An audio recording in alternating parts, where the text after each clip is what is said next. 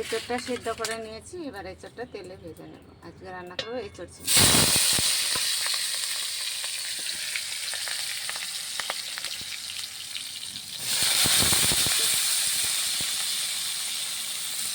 হলুদ দিয়ে দিলাম, কালার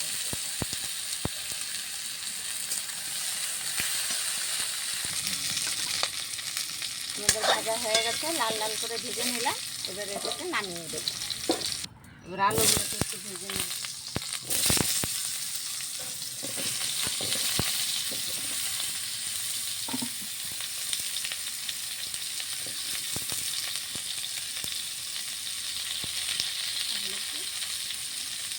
লাল লাল করে ভেজে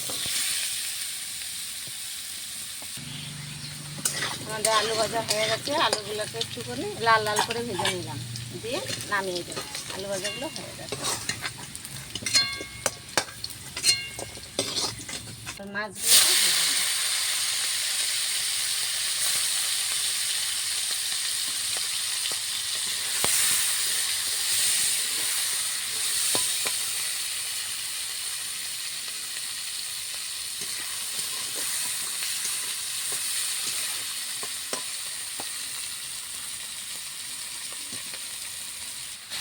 মাছ ভাজা হয়ে গেছে, মাছ ভাজাগুলো নামিয়ে নেব।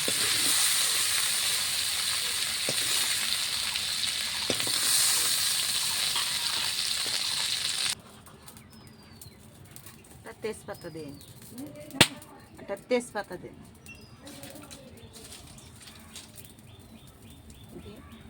কটা জিরে দিয়ে দিলাম।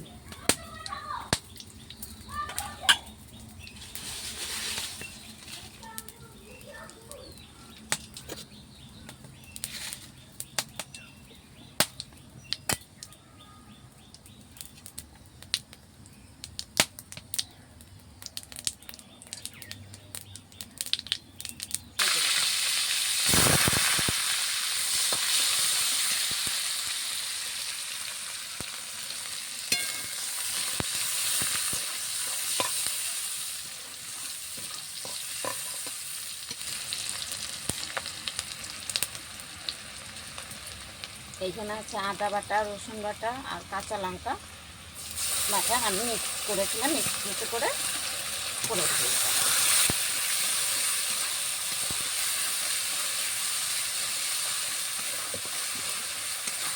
মশলাটাকে একটু ভাজা ভাজা করে নেব।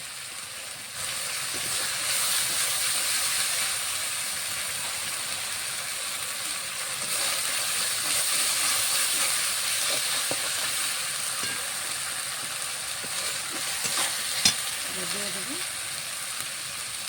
হলুদ আর স্বাদ মতো লবণ, আর দিয়ে দেবো টমাটো কুচি।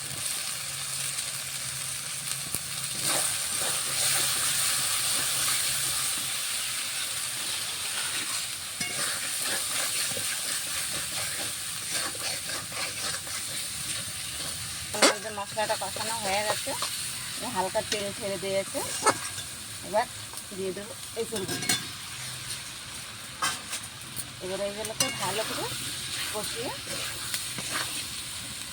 কষানো হয়ে গেলে জল দিয়ে দেবো।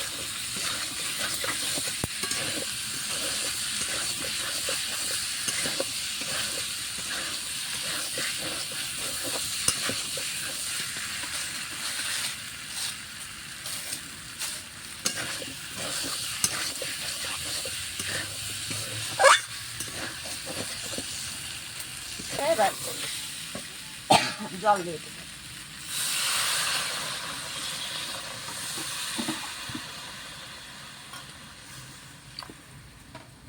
আমাদের যখন আলু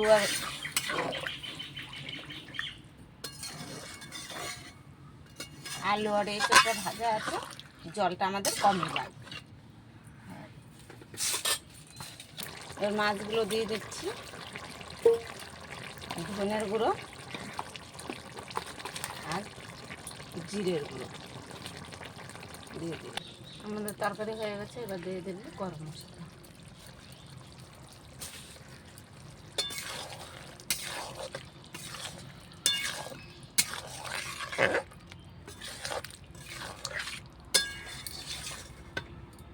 আমাদের রান্না হয়ে গেছে, কমপ্লিট হয়ে গেছে।